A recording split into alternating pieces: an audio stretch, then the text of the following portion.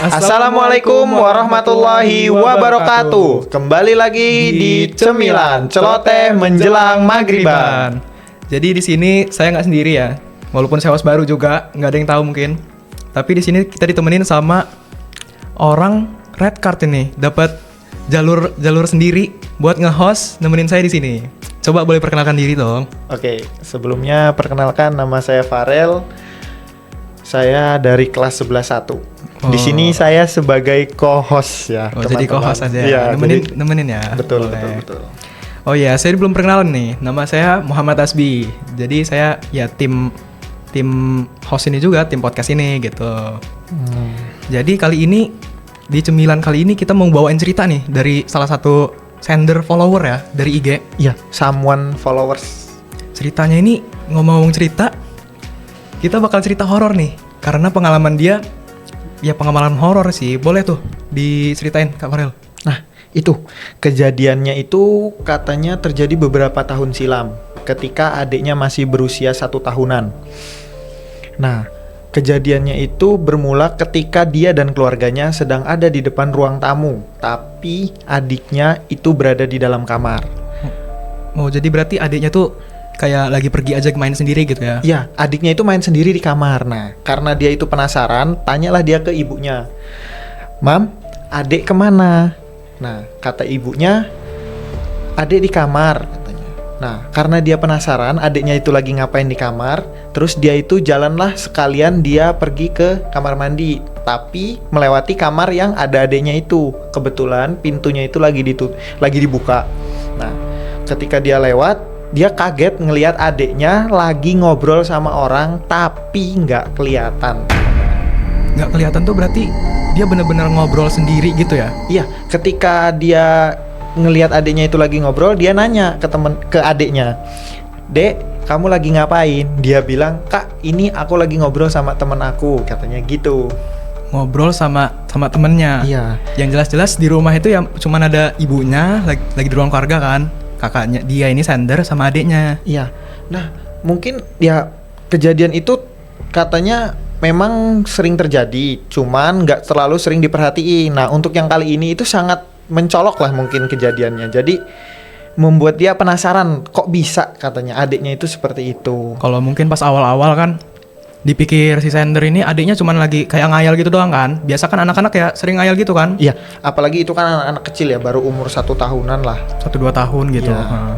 Selanjutnya itu dia ngelihat juga adiknya itu selalu main sendiri, tapi dia selalu ngelihat adiknya ini pasti ngobrol sama orang. Kayak rame banget iya, gitu ya. Kayak orang ngobrol tapi ya dia itu sendiri gitu. Jadi kayak dia itu punya dunia sendiri. Kalau udah kayak gitu sih bukan dianggap halusinasi lagi sih itu. Iya. Udah agak lain kalau kayak gitu. Ya kurang tahu ya kalau untuk itu. Cuman yang jelas kejadian itu terjadi selama beberapa tahun, 2-3 tahunan lah. Waduh, ada ya ternyata yang ngalaman kayak gitu. Iya.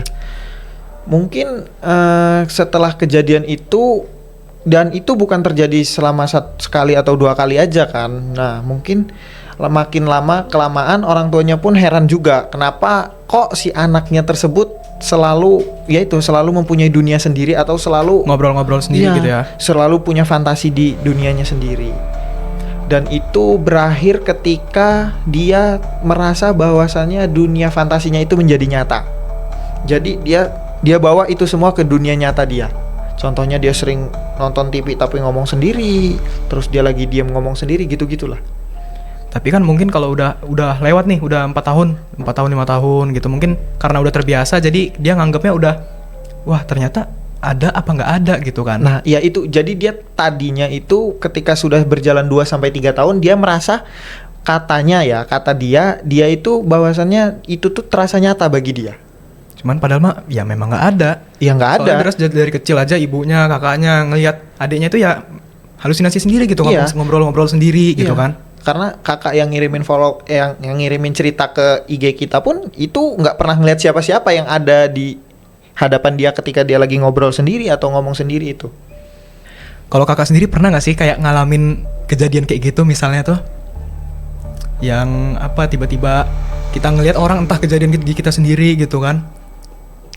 Ada sih beberapa ya bukan beberapa orang sih. Itu kan salah satu gimana ya? Nggak semua orang bisa ya kayak gitu tuh katanya ya. Nah itu bisa terjadi karena faktor halusinasi. Faktor halusinasi sama ini juga ya, apa namanya?